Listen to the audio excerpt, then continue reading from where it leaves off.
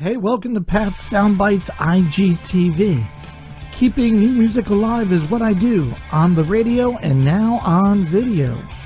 Conducting live chats with the artists and learning the stories behind their latest release and also playing their new video.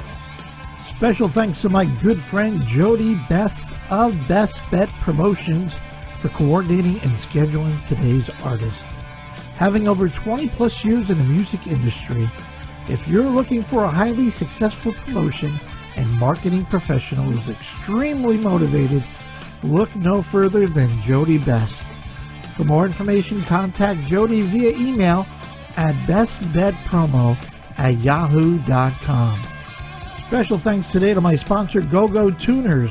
For all guitar players looking for a focus on ease of use, readability, durability, and accuracy, look no further. The Go-Go Tuner is the choice of many touring professionals and a favorite of casual players. Go-Go's signature green you're in and red you're out screen makes tuning quick and easy. For more information, go to the website at gogotuners.com. Special thanks to WBXO Classic Rock Radio Redefine, allowing me to keep new music alive on the radio airways on the Pat Show every Sunday from 5 to 8 Eastern Standard Time. Only on WBXO Classic Rock Redefined. And a big thank you to Mr. Evan Balzer for allowing me to use his amazing instrumental that you're hearing right now. It's called Trails. To find out more incredible music by Evan, go to his website at evanbalzer.com. And today's special guest, well, he's a singer, he's a songwriter, he's a record producer, and he's an entrepreneur. I'm talking Mr. Zach Bair of the Zach Bair Band. And Zach has released an EP entitled Ordinary Girl, which was released officially on September 1st.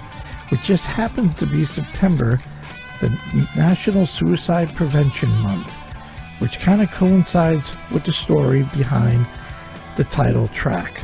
We're going to talk to Zach about that story. We're going to talk about his songwriting, the rocking tracks on the EP. I'm going to play the video at the end of our chat and talk to Zach about a whole lot more. Right here on Pat's Soundbites IGTV. Hey, live on Pat's Soundbites IGTV here in New York, keeping new music alive on the radio and on video each and every time I can do this. Such a pleasure to have on our Zoom with me today. Well, this guy from Memphis, Tennessee, he's a singer, he's a songwriter, he's a producer, he's an entrepreneur. He was on Shark Tank. I mean, come on. I don't know when he has any other No, time. I was not on Shark Tank. I was not on Shark Tank. Tank. Oh, you weren't? It's an even better story. It's before Shark Tank was even a... wow. This even gets better than that. Well, Anyway, my pleasure to have Mr. Zach Bair from Memphis, Tennessee. How are you, my man? Pat, thank you so much for having me on your show. It's an honor. No, man, super excited to have you here. Zach, he's got a band, the Zach Bair Band, put out an EP, came out September 1st with the title Ordinary Girl. It rocks. I've been listening to it all day, all morning. Go out and not only buy it because it rocks, but the title track is a single that he put out called Ordinary Girl, which coincides and connects with September, which is National Suicide Prevention Month.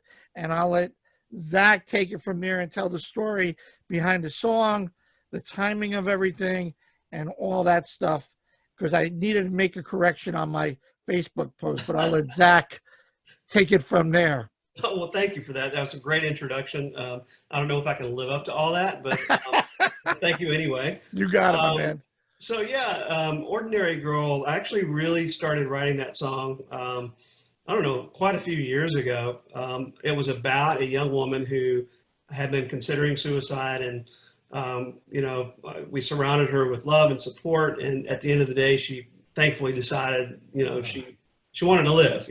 She stuck around, and I wrote the song, and I really didn't do anything with it for quite some time. And last year, unfortunately, we lost a young member of our staff at one of my music venues to suicide. She was only 28, and it really hit everybody hard. Nobody expected this. It was a really huge shock, and I started thinking about reviving. Starting really work on Ordinary Girl, because I'd done a demo of it and blah blah blah. So started thinking about it, and then after that, I mean, the pandemic hit, and got left with all this time on my hands, and I realized that a lot of people in the music business also had time on their hands. So I hooked up with Skid Mills in Nashville, who's a producer and a friend of mine who had some Memphis roots.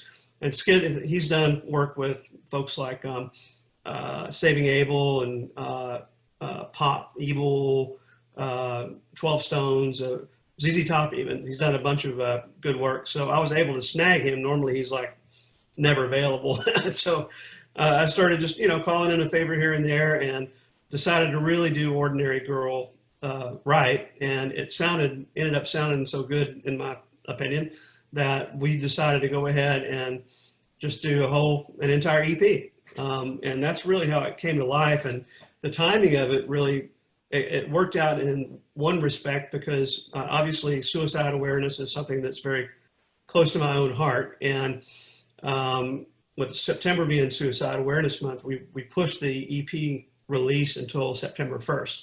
The single actually came out August 10th, but the EP came out September 1st to coincide with that. And I decided to partner with an organization called the American Foundation for Suicide Prevention and donate proceeds from sales of the EP as well as the single for Ordinary Girl. And, hopefully it can make a positive difference, and, enlighten people to the fact that there are issues out there with suicide. And a lot of times you really can't tell what's going on with a person, and it's kind of up to us to reach out to them and say, hey, are you okay? Do you want to talk about it? You may have to push them sometime to get there. But if there's any message I want to convey, that's the message in Ordinary Girl, because unfortunately a lot of stories don't end up with a happy ending like the song does. Absolutely. And I applaud you, and I thank you for that. Thank you. My previous career is from emergency services. Oh, awesome. I'm a past fire chief. I'm a former director of our local 911 center. Awesome. I've been like anybody else, we've all been affected one way or another by suicide. I've been to the scenes. I've seen it all. I've talked to folks on the phone. It's something that we need to stay focused on. And even today, more than ever, with this whole COVID, folks are isolated, unemployment, no money. I mean, you watch the news, there's nothing positive. You watch the fires out in California, people losing their houses. So more than ever, this really hits home and needs to be on the top of our minds. I mean, when I look at the numbers, Zach, suicide is currently the third leading cause of death among young people aged 15 to 24. Right. The highest overall rates of suicide are for adults ages 40 to 59. I mean, whether they're kids, whether we just went through, New York, for me, disaster survivors. I mean, friends of mine that are firefighters and police still shaking their heads going, how did I survive? And everybody else died. Lost survivors, I lost a loved one, but I'm still here. Veterans, my dad, my brothers, folks with disabilities. I mean, the list goes on. And we take it for okay. But no, I get goosebumps thinking about it all. But thank you for doing what you're doing. We're going to put it on the rotation. I encourage everyone to share the video. There's two videos, actually. Zach did one, I think before the COVID, right, in one of your venues, because there was nobody with a mask or any of that. And then you did the lyric video, right? Yeah, we actually did it after COVID started, but it's after it started to lighten up a little bit. Okay. So we actually used really creative camera angles to make it seem like we had a bunch of people in there. Cool. Yeah. And then you did the lyric video, which is like a must anymore. But Yeah, no, it certainly needs to be out on everybody's radar today. I want to share the hotline number 1-800-273-8255. If anybody's struggling with anything, by all means, call somebody. I mean, Yep. I've been talking to a friend of mine, and like you said, like the girl, it's like, what happened? Did I miss a sign? I start playing guilty. Did I not listen enough?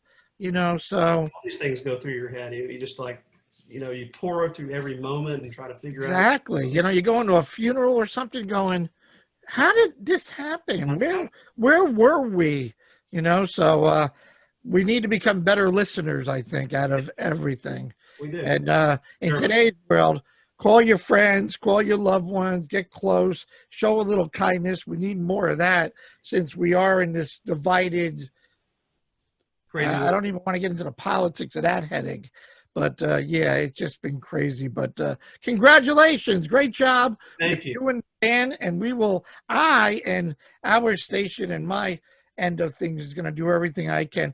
Zach, tell me who's in the band. Tell me who else needs to get credit for being part of the Zach Bair band and part of this. Absolutely. My guys will love that. So I love talking about them. I'm very fortunate to surround myself with musicians, all of whom I think are better than me. So I love that. My bass player is the earliest band member to join me right after we did my first single, Rutherford Drive, a couple of years ago, first solo single. And his name is Daniel Dwight. He's a founding member of the band Saving Abel. Oh, wow. Also Mid-South guy. He was in another pop band called Ingram Hill. But he's been around the scene. We just really hit it off when we got in the studio together. And, great vocal harmonies and the whole 9 yards. And he was joined by Jeff Cobble, who he played with played with a lot of country bands, actually. I mean, he's such an amazing musician. He can go from chicken picking on one hand to full-on onslaught, screaming metal on the other hand. Cool. But he played in a band for a while called Medieval Steel, which is a kind of a global epic rock kind of band, like Iron Maiden, I guess. They're pretty well known in Europe. And then my fourth guy, his name is Jeff Ward, and he also played in some country bands and one or two rock bands, some of them from Nashville. And he rounds out the crew. So I'm real happy to have these guys with me. Excellent. Now, I mean, obviously we're still in lockdown. The plan is to support the EP and get out there and tour, and the guys would be on tour with you, same guys? Yeah, we were actually had quite a few good size events booked for this year, and unfortunately, COVID came along, and we had to end up, those shows got nixed. So the goal is now, from between now and the end of the year and into the spring, we're going to really push the record and try to get it charted, and just do everything we can to promote, get the word out, and then hopefully by the time the tours start rolling back around again, we'll be able to get out on some, some good support. We want to go out with some bigger artists and really get our name out there. Well, hopefully we got to get you back up here to New York so we can support you. Absolutely. I want to just talk about some of the tracks on the EP, which really rock. That caught my ear like really quick. The Great Divide. I mean, I thought I had my eyes closed thinking, is this Edge from U2? It starts out with that killer little riff there. I'm like, wow, that was a great sound. And then you get into Fight, and then you get into Black. And I mean, I heard like influences in my small little brain was like U2 and Alice in Chains and Foo Fighters and different things. I try to share with my listeners, get an idea of what type of music that you're putting out there. And it's like a rock alternative, but all radio friendly, I would say. I can play every track easily. They have good hooks, good tunes to remember. So I certainly encourage folks to buy it. Please buy it. Don't download it. And, he works. Poor Zach and the guys worked way too hard to just go and rent and steal it and all that bullshit. I'll say. I don't like to curse too much, but I'll say that I hate that part of it. But tell me, who are your influences, Zach? Where do these tracks come from? All over from inside? Yeah. I mean, you mentioned a couple. I mean, obviously Foo Fighters and Alice in Chains. Um, I have a weird collection of artists that I really liked over the years. Um, Probably Brad Delp from Boston Ah, vocally. Brad. Oh my God. I know, man. I know. What a voice. Yeah. Steve Perry. I like all these guys who can really sing. I'm a Rush fan. Neil birthday the other day, the professor. Yeah. Oh, yeah, exactly. Um, you know, um, I like a little bit of everything from every, decade, I guess. I mean, I started listening early to Zeppelin, and stuff like that, and Bad Company, and uh, I saw your video, by the way, with Paul, and I've worked with Paul in my other, with my company Venue, but Paul, just as in Rogers. Paul Rogers. Oh my good. He's I'm still awesome. pinching myself. Are you He, kidding me? I He sang actually, happy birthday to me. I'm like, that's awesome. Yeah, actually, I've worked with him through maybe two or three different tours, recording and releasing the CDs after the show. Great guy, man. But anyway, yeah, I mean, I have a pretty wide range of influences, and you definitely hit some of them. I love Paul Rogers. I mean, we're talking about Velvet, him and his wonderful wife The voice, Cynthia. the voice. Yeah. Just you can't make. I mean, I kind of call him. I was promoting the show in New York, and he was in a hotel in Cincinnati. And I said, best birthday present I could ever have is talking to Paul Rogers. And then he goes into singing me happy birthday. And I'm Oh like, my God, okay, that's awesome. okay, I'm done. I'm done. You I have to give me a drink, hope please. you're all at the And then recording now. I met him the following week, and I do the dice game. I don't know if Jody told you about the All dice that. game. I got a good And laugh. I don't have any dice. I would have done it, but I don't it's have all any. right. We'll get you. Well, You have to pay that's the why tax anyway. we got to get you to New York. And Absolutely. I took my brother to the show, and Paul, we're like, there's like maybe 10 of us, and my brother introduces him, and he goes, how do I know you? He goes, oh, my brother, you interviewed my brother, Pat Calamari. He's like, oh, the dice guy. We got to go in the dressing room for that. That's And awesome. yeah, that's a whole different thing. But yeah, no, cool for you. Talk to me about your songwriting process. You have all these great influences, obviously, from the 70s pretty well up to where we are now. Does it start with a guitar? Does it start with an idea? Do you write a lyric down? How does it work for you, Zach? Most of the time, I see the keyboard right next to you. So yeah, I'm a very keyboard oriented guy, guitar oriented, obviously. Normally, I'll have an idea or a feeling, and that feeling is something I'll start translating into lyrics. And then once I get a little bit of the lyric process done, I'll start kind of figuring out the arrangement of what I want to do with the lyrics. I am not one of those guys like maybe the Black Crowes of the world where they can throw a whole record together in like a week. yeah, a lot of It people. takes me forever to, I mean, it takes me a long time for the process. I mean, some of the songs on the EP I started writing a long time ago, finished them, but never really got them into production. But it's something I have to marinate on for a while, and eventually they come to fruition. And it's kind of a back and forth process. Once I get the general structure and the lyrics and the feeling of the song down, then I really start working on the musical arrangement of the tune. Were you able to get the guys all in one studio, even with this whole Yeah, COVID for the thing? most part, I mean, we sometimes would have to be like one at a time or two at a time going up, but Skid's located in Nashville, so we take trips up there on the weekends and knock different parts out, or I'd get brutalized for a day doing vocals.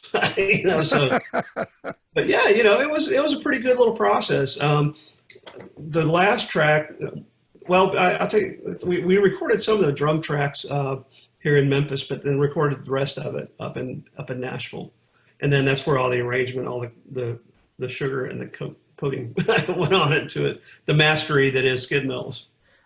I'm not a musician, so I bring it up, and I'm a dinosaur from way back, and I think of it as, man, even though today with the technology where I could send you a WAV file in Memphis and you could put your vocals on it and send it back to me, and I'm thinking, man, I would be afraid to miss the magic. I would want old school. I mean, I know we're in a digital world and it's great for a lot of reasons, but I would think, if Jeff said, "Hey, add this," or Skid said, "Do that," I would be afraid to miss some magic, not having everybody in the room. But you Yeah, got to do what you got to do. yeah, the being in the room and just being in the studio environment it's inspiring, and I think probably a lot of guys feel the same way about it. And it just gives you more spark and more creativity, and it flows out of you a lot easier than it would be just getting a WAV file and trying to figure out what you want to do with it. And plus, then you have you have a producer sitting there with you, and you're going back and forth discussing ideas, and you don't have that if you're doing it remotely. So Yeah, I know too many people doing the Zoom thing, and yeah, I get it. And I look, I'm a guy keeping new music alive, so I'm biting at. I think we're in weird territory here, charted waters of people are like crazy not to put out new music because they can't support it. But then there's people like me waiting for this is the best time. I think Because it's if people, well, Thanks, Rick. I look at it, if people were back to work, Yeah, nobody might not even know who you are, and know new music. yeah. So Yeah, right now you have a captive audience. I mean, it's a silver lining. exactly. I hate the fact that this is going on, but at the same point in time, I think it's resulting in a lot of creativity from guys like me or other artists that have all this time and they write, and they get creative. And I think there's going to be a real onslaught of a lot of music coming out in the next 6 months. It's going to be incredible. I totally agree. And I still can't put my head around these drive-in shows, bringing my car. Yeah, I don't think mean, it's just to go would be cool, but what am I going to do? Hit the horn? And as an yeah, artist, you play 3 songs and you don't feel the energy. And that's energy's I part of don't it. know. You're right. I don't know if This is that's a gonna. shows, man. But you're a busy guy, and I love it, man. Your creativity is out of this world. As I mentioned before, technology and entrepreneur and the whole Shark Tank thing. But I want to talk about VNUE, your business. If I get it right, high quality recordings of your performance instantly available to fans. And you mentioned before, you kind of produce these live albums for like Peter Frampton, Slash, and a few others. And I think that's great. I'm trying to put my mind to it. So I go to see Peter Frampton in the show. Great guy, great band. Awesome, dude. And Yeah. then do you get like a thumb drive? Are you getting a Well, code or what yes, do you? for Peter, we were doing actual limited edition CD sets. So we would mix and master on the fly at the show. Wow. When you walk out, within 10 minutes after the show, we'd have the CDs ready to go. I mean, sometimes there'd be kind of a line, but we generally speaking, we knock them out within 20 minutes after the show, and everybody's gone.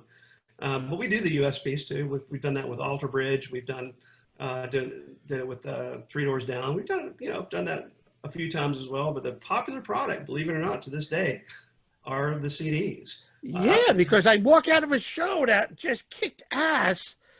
And you don't want to do years ago, back in the day, the bootleg stuff. But Exactly. You walk out and you go, man, what a great show. And I wish I could I want to get in the car and put it in and go, yeah, they did this or they did that, or they did an extension of, whatever. What made you, what got you that idea to start off with? You were at a show going, why couldn't I get a copy of this? I wish I could claim that I was the guy that dreamed it up, but I'm better known probably as the guys that commercialized the idea. Okay. And I'm still president of a sister company called Disc Live, and that's DISCLIVE. Okay. And Disc Live Network, technically. And Disc Live, back in 2003, was the pioneer that really started this whole thing out. They competed with another company called Instant Live that was part of Clear Channel at the time, that ended up going out of business. But I've been doing this 17 years. I mean, Disc Live, eventually we brought Disc Live into the company of which I was CEO, called MediaTek. And from there, it really blew up. Our first big outing was with the Pixies in 2004 on their comeback tour. And from there, it just exploded. We were doing all kinds of artists, and ended up selling majority interest in the company to Mark Cuban of Shark Tank fame. Okay. And I think it was prior to his involvement that we sold to MediaTek, but he really wasn't, super interested in the live stuff. So I ended up retaining that and rebranding and moving on. Ended up partnering with EMI for a few years, and we called it Abbey Road Live, like the studio. and really blew the concept up even further. So, and then when they were purchased by Universal Music Group, I rolled it back out again and rebranded back to Disc Live, and still doing it. We've done 13 artists last year, including Rob Thomas on his world tour, and we were supposed to do Matchbox 20 this summer, and that's unfortunately been put off till next year. But I love doing it. I love the fans, the expression they get on their face when they get the CD at the end of the night. Oh yeah.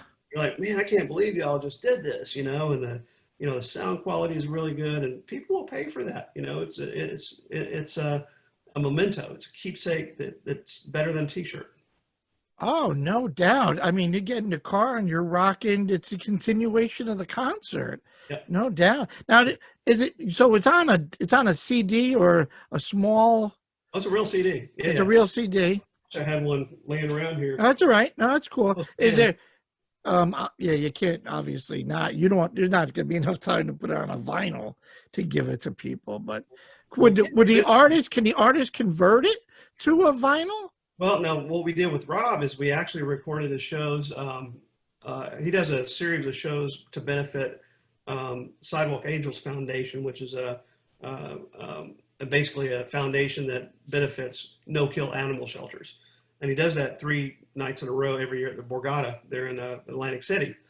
And we've done that 3 years in a row now. And this past time we actually recorded it and did albums. Of course, it took a while to get them out with pandemic shut everything down, but we absolutely do any type of audio product that anybody wants to have, and those are really popular. I mean, they sold like hotcakes. Oh, I bet, man. And did you have to patent all this stuff and put your mind and get with people and get all that end of it covered? Our mobile app is patented. It's called Set.fm, which allows you to get the content directly on your mobile device. But the rest of it's really unpatentable. We actually challenged that back when Clear Channel was trying to kind of go after us for quote unquote infringement. They had a patent that turned out to be bogus. And we ended up getting patent attorneys that found a bunch of instances of prior art, like, mass duplication of cassettes and things like that. So there was already art out there and it's unpatentable. So we actually had their patent revoked. But what's really, I think, important in our space is that we've been doing this so long that we have the trust of the industry. We have the trust of the artists. They know we're going to get a good product out. And we do have proprietary, methodologies and business practices and things like that. Like we know the whole end-to-end, dealing with everybody from the artist manager to the promoter to the venue to the union to everybody all the way down at the other end of the label. Good for you, man. That is insane. That's pretty cool. Good for you. Vinyls come back. Who would ever thought that? And I love it. Great. Let me ask you this there, Mr. Technology. Where do we go from here? What's the future, do you think, in the recording, musical? It's hard to say. I mean, I think there's these physical products are having somewhat of a renaissance with the vinyls coming back. We haven't seen any slowdown whatsoever on our CD sales. Of course, they're collectible, items and things like that. But to me, and I think it's human nature, you want something tangible that you can feel. Absolutely. Read, and it's not just a stream that you have on your phone, and I think, the streaming is definitely, it's obviously a solid business model now. There's problems with it because like last year when my first single came out, I think we've had probably 500,000 streams on it, maybe a little bit more since then. I made $300 on it. That's not the way that the industry needs to go. And I know they're looking into that, but I think live music is still really going to be where it's at. Our other technology that we're working on venue, it's called Soundster. And it's basically a cloud-based platform with boxes that go into bars and restaurants and things like that and actually listen to the songs that are played. And it tracks who the artists are and who the publishers and everybody involved in the chain is. And importantly, it tracks who the performing rights organizations, the PROs, are. And, I don't know if you're aware, but obviously the PROs, they do these blanket license agreements with bars and restaurants and grocery stores and radio stations. Right. And unfortunately, because of the way that they've been doing this for like 50 to 100 years is, it's bad for the business because usually they overcharge as to what is actually being played in their catalog. On the other side of the coin is they don't know who the hell is being played in that venue, so they use some kind of obtuse algorithm to issue royalties to the top tier artists, where all the middle level guys who like Peter Frampton or whoever most likely are not getting paid, even though their songs are probably played more in bars and restaurants. Absolutely. Than the new stuff, I mean, you're going to hear a Journey song every time you go out to a bar. Chances are it's probably not being doled out like it should be. And our technology that we're rolling out is going to help do that. And I think it's going to help reduce the licensing cost of businesses and hopefully get more businesses licensed.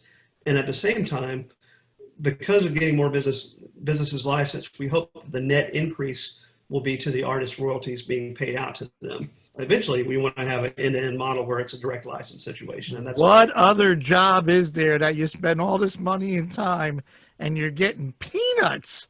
Everybody else has got their dollar, and the poor guy like you is like, crazy. 500,000 streams, and I got $300. I'm like, yeah, nobody does that.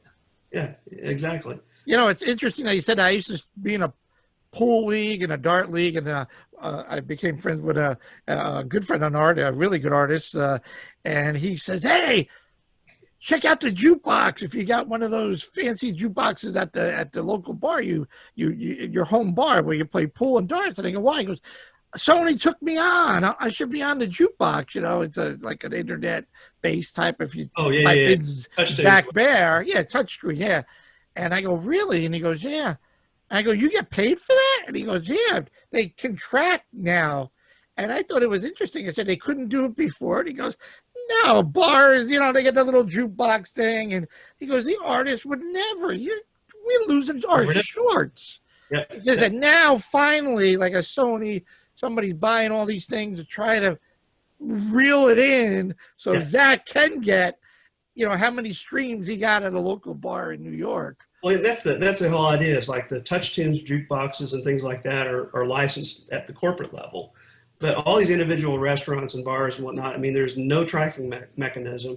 And that's license, right? That's what Soundster's going to do. We're going to identify music played in there, whether it's recorded, whether it's live, whether it's a really poorly done cover version, or it's karaoke. We're going to make sure that everybody gets paid for it. No, you know what? You should. And you own not one venue, but two venues. I do have, sadly.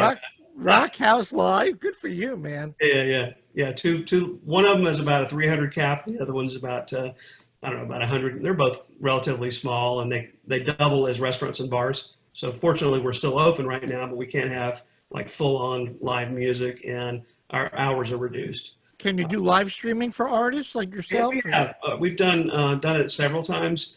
I've actually got a pretty sophisticated live streaming system, and we used to do it every Monday at the smaller location, but it just got to be too much. I've got so much going on. I was the production guy, so had to cease operations at that point with the production. Are they both in Memphis? They're both in Memphis. Yeah, okay. We're expanding. And then you got your own label, Rockhouse Records. Rockhouse Records, baby. It's a vanity label, man. But hey. Everything else is Rockhouse, so why not name it Rockhouse? Well, you know what? But I see more and more artists. They're their own publishing. They own their rights. They own their label because, like you said, $300. Everybody else is making money but me. So good for you, man. That's all cool. Well, it's anything else that you're promoting? Anything else that you're working on? I know you're a busy guy that I could help promote. I know you're a producer on the other on the label side. Any other upcoming artists that you're working with that? Yeah, nothing much right now. I mean, I think really the focus right now is getting the single to chart hopefully before Christmas time. Probably a long shot, but we're going to try to get that promoted and follow that up with probably another one of the songs from the EP. And by the time springtime rolls around, hopefully be ready to hit the road. Well, the EP kicks ass. It's called Ordinary Girl, just like the single that you put out. You're hooked up with the American Foundation for Suicide Prevention, Correct. AFSP.org.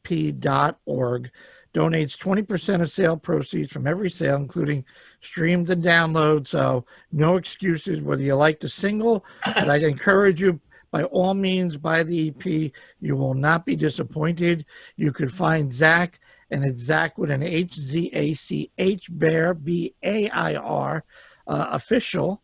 And that's Zach Bair Official on Instagram, Facebook, and YouTube, or ZachBairMusic.com on his website. And then there's VNUE, right? Am I saying that right? Vinny.com. Vinny.com. I mean, you're a busy, busy guy. It's all good. And I hope you enjoyed the chat as much as I have. And I am going to put this song on the rotation. I can tell you that. Our listeners here in New York are definitely going to hear Ordinary Girl a lot. And I encourage everybody to go out and certainly buy it.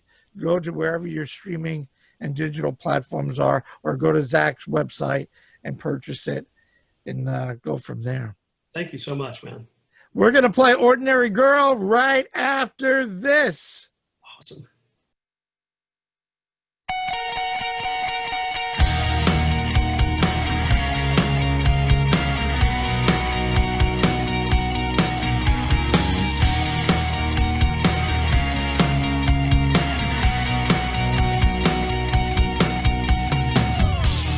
Friday night, she sits alone again,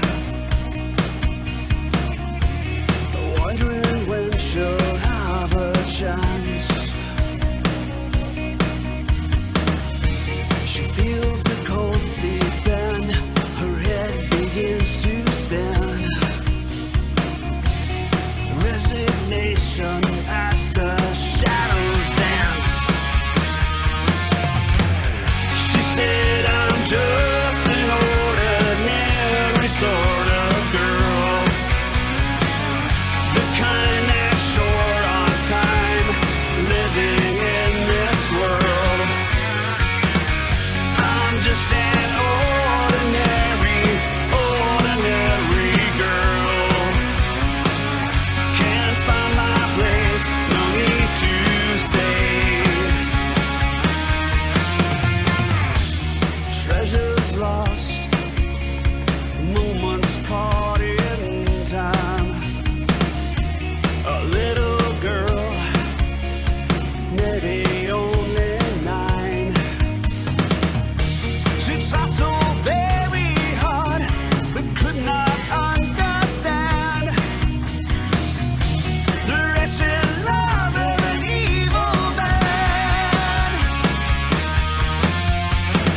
She said, I'm just an ordinary sort of girl, the kind that's short on time, living in this world. I'm just an ordinary girl. Can't find my place, no need to stay. What goes wrong in life? Well, oftentimes it's right. She'll be fine one day, as long